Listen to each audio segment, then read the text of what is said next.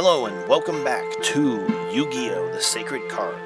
In the last episode, we beat Merrick and saved the day. In this episode, there was one little thing I kind of forgot to show off in the main story, and it might be really helpful if you're trying to build a specific deck, and that's this digit machine right here.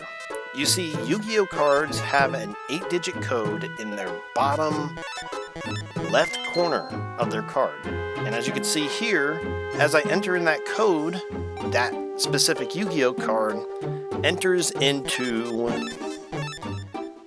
well, eventually it's going to make its way into the card shop. However, for right now, I'm just kind of creating the deck that I wanted to build before facing Merrick, before I kind of got settled into my one deck, because as you will eventually see, these cards get pretty overpowered.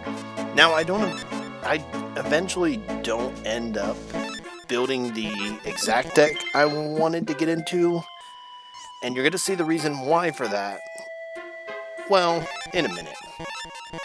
However, as you can see, I'm putting in Acid Trap Hole, Revival Jam. I put in a few different cards. I can't remember which ones I already had and which ones I forgot or didn't have a chance to put in yet, but that's eventually not going to be perfect either.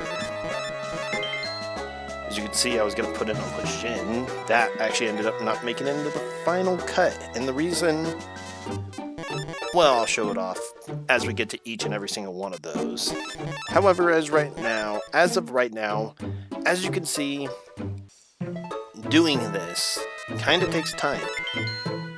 I believe this is the last card I eventually put in, but I do it twice. It takes a lot of time to do one of these. I mean, it's already been almost 2.5 minutes, and I'm not even finished with what I've done. I don't remember seeing it, but actually, if you enter in a card wrong, what will end up happening is it'll just go into blank. It won't give you anything at all, and you'll have to restart from scratch. So it's very important to make sure you get all the right numbers. I remember a long time ago, I used to have a Yu-Gi-Oh! Book with a bunch of different Yu-Gi-Oh! Cards in it. And what I tried doing was taking the numbers out of the corner of the index book. It was like some kind of index book where it had a list of all these different cards and their values and stuff. I don't know where I got it, and I wish I kept it over the years. However, I tore it up. Very stupid of me.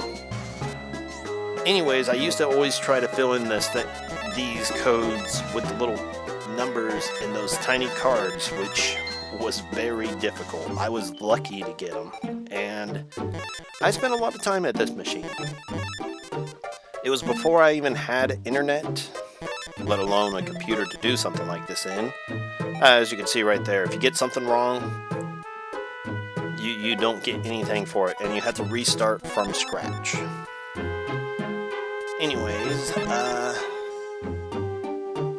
yeah, I spent a lot of time at this machine because it takes a long time to get through anything, and if you get a bunch of it wrong or you're not using reliable information, it takes forever. However, there's going to be another problem that comes into play in just a minute, as soon as I'm done finishing this one up. So much for the Widespread Ruins being the last one I do, huh? Torrential Tribute, although, does seem like one I would finish with last, especially since I did Lejin first. I didn't have all the cards for this, so I had to write numbers down, and I even had to go on the internet to find a couple of numbers, which, that's a reliable place. I'm not going to take the time to put in each passcode, because then you have to organize each number.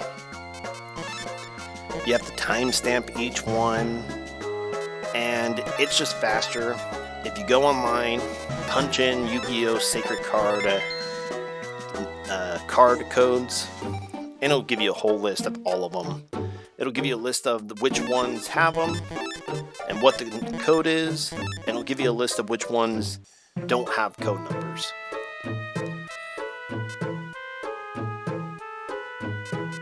Right here I was trying to do stuff from memory and I skipped the center.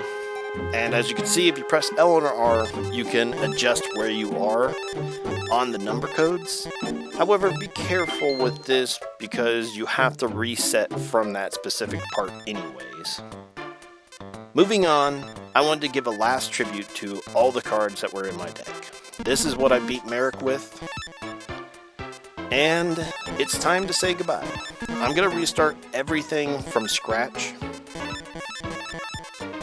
just so I can show off each individual one. And I just want to start off with a clean slate.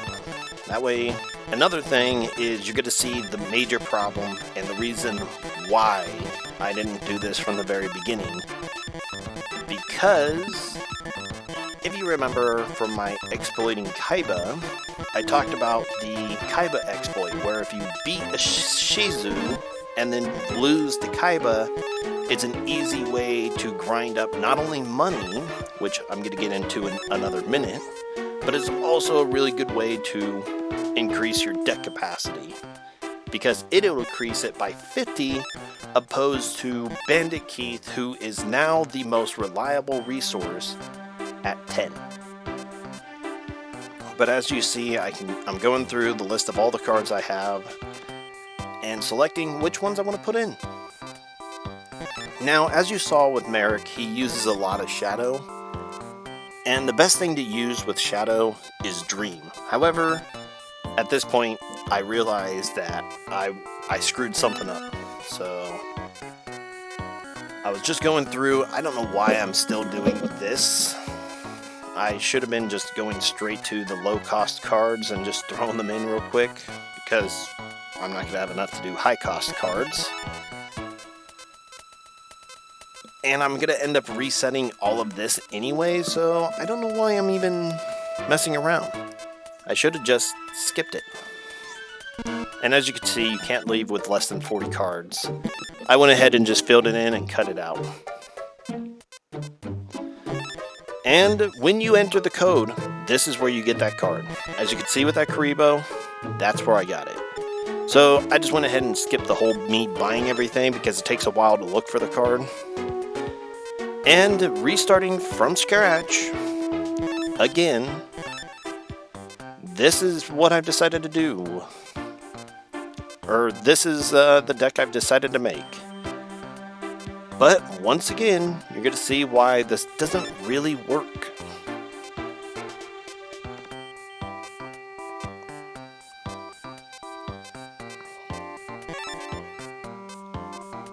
I'm kind of taking a long time here. I thought I organized this a little bit better and did everything by cost. I hope I didn't screw up somewhere and threw in the wrong cards, or threw in the wrong section of video.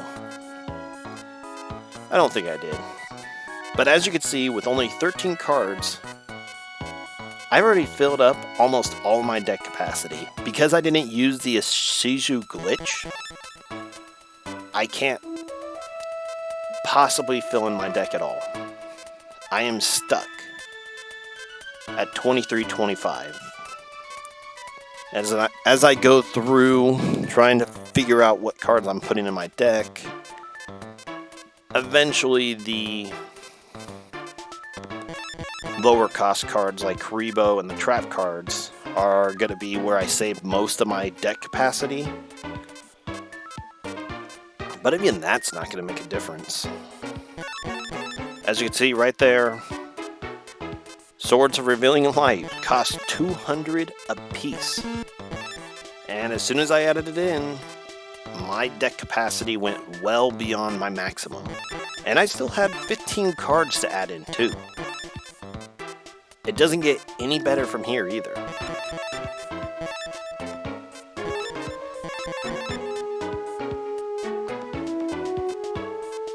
And I realize now that I missed a card.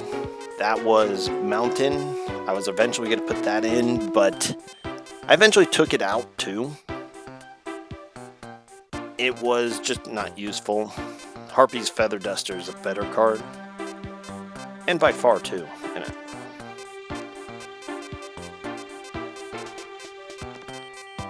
And there you go. There's the last card. This is what my deck looks like.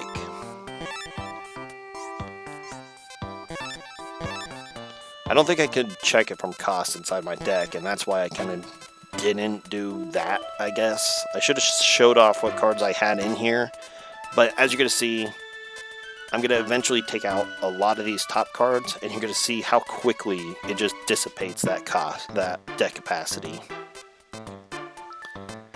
But as you can see, from Swords of Revealing Light, I have a ton of high cost cards. I believe I had like 5 or 6 cards that cost over 200 deck capacity points. And I'm going to go from just the bottom here. Well, I was going to go to the bottom. This is post-recorded.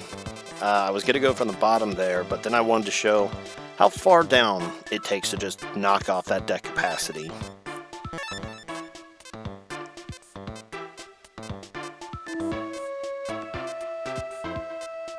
And as you can see, it was not that much.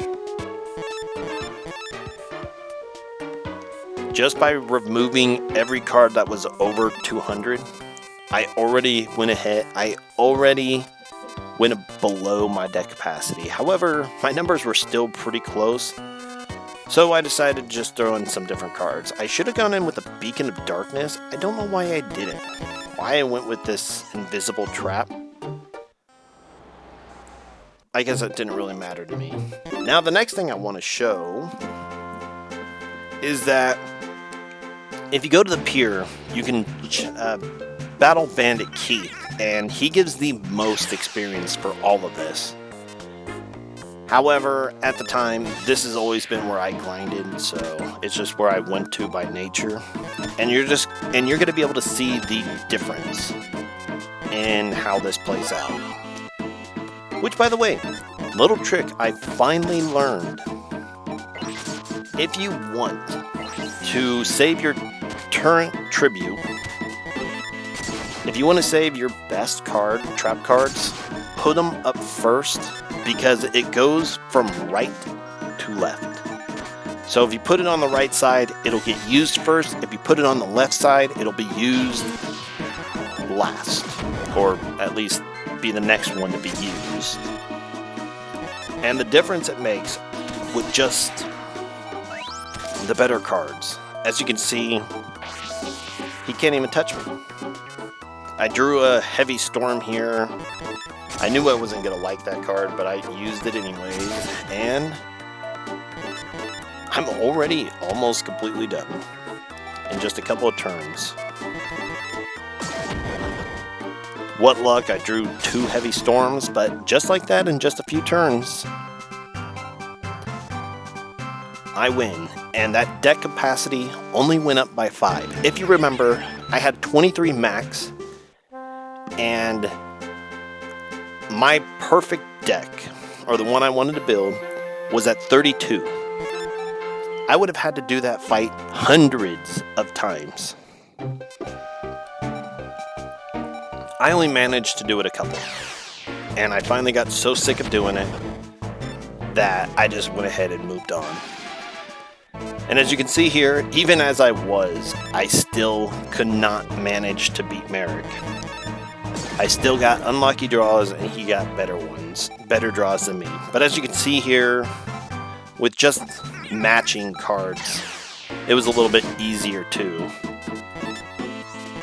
And I'm kind of just bouncing around from different matches here and there. Nothing special.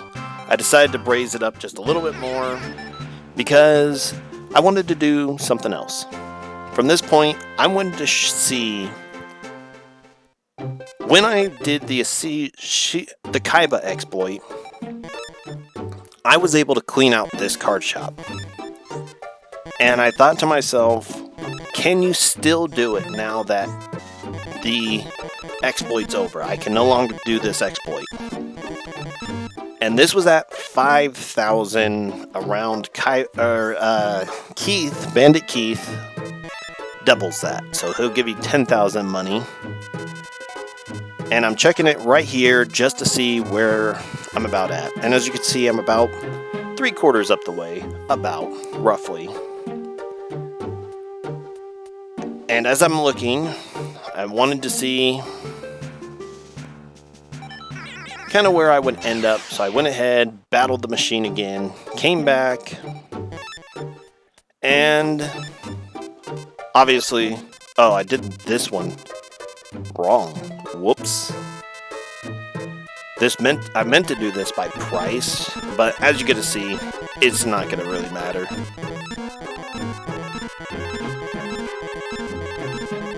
The lower cost stuff cost and price are kind of two of the same thing, because the better a card is, the more it's going to cost, and the higher its price is going to be. So no matter what you do,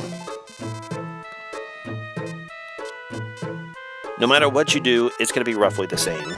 And as you can see, I used the Skell Angel as my little marker, and I was right next to the card as I started this. Went and battled the machine again. I never even came close to Skell Angel. And as you can see, it gets pretty pricey to start buying these cards. One card would take a fifth of one of those machines. And it was at this point I just saw that it is impossible to keep up with the card shop if you are battling the machine or Bandit Keith. The only way you can keep up with it is by doing the exploit. At this point, all I'm doing now is just adding in the last of my cards. I believe that was like the Angel Light or something like that. It's the only dream monster in my deck, and you're going to see what a difference it makes. You see, what you want are dream cards against Merit, because they are just the best option. I keep on forgetting that you can use that as an ante. I didn't want to lose this card right away. I wanted to save it. So what I ended up doing was doubling up the Revival Jam, because, well, it takes a turn to do it anyways. I had a card just in case I was losing. Didn't want to use it just yet. And as you're going to see, this played out absolutely perfectly in my favor. As he plays that Thousand Eye Restrict, he does a ton of damage, wiping out my Revival Jam, and then completely cleans out my field by reviving my own Revival Jam. How ironic. However, I just wash away every card anyways. And I never even got to show it off.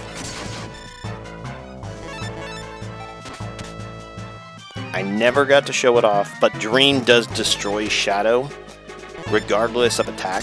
So when you face off Merrick, you want to have more Dream cards. However, he does have Fiends in there, so a mixture between Light and Dream is the way to go. And I don't know why I felt like I needed to do that, but this was my second Merrick battle. It's done. This was my finale to Yu-Gi-Oh! The Sacred Card.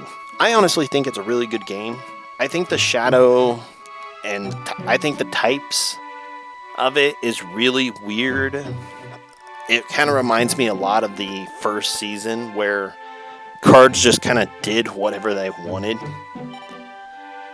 And I think it's a really good game.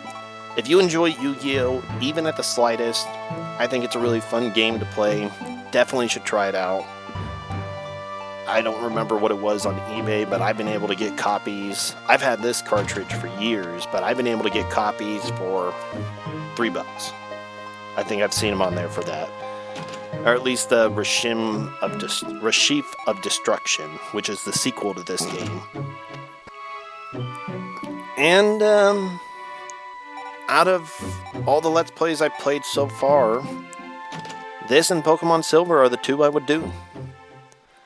But I really enjoyed this game. It's a quick, easy, fun game. I wouldn't be surprised if there was speed running to this because it's so much up to chance. I don't know if there would be speed running to this game because it's so much chance. Or you're taking time to switch out your cards to make sure you have the best type advantage, like Flame for Weevil. And I believe Wind destroys Rock, I believe, because Rock destroys Thunder. Either way, yeah, that's how it goes. Rock's destroyed, or Thunder's destroyed by Rock, and Rock is destroyed by Wind. Kind of the opposite of Pokemon. Weird. Imagine a world where Pidgeotto would be super effective against Brock. Anyways, this has been Yu-Gi-Oh! The Sacred Card. I think it was fun. I enjoyed it a lot. I'm glad I got to play it. And I've seen some responses on this particular LP. People seem to like it too. I mean, it makes sense because Yu-Gi-Oh! Is one of those games that people leave behind. Everyone's into Pokemon. There's a bunch of Poketubers. There's Yu-Gi-Oh! Tubers too, but there's not as many of them, and it's a really buried game, which is unfortunate because I think it's a really fun game. It just has a lot to it. There's a whole bunch of things about Yu-Gi-Oh! And it's more than I can do in 20 minutes. More than I could talk about. However, this has been Sacred Cards. Out of any LP I would do a second run of, this would be one because, like Pokemon, there's many different varieties in which you can play it. This has been Yu-Gi-Oh! The Sacred Card. I think it's a fun game. I hope you enjoyed, and I will see you in the next one.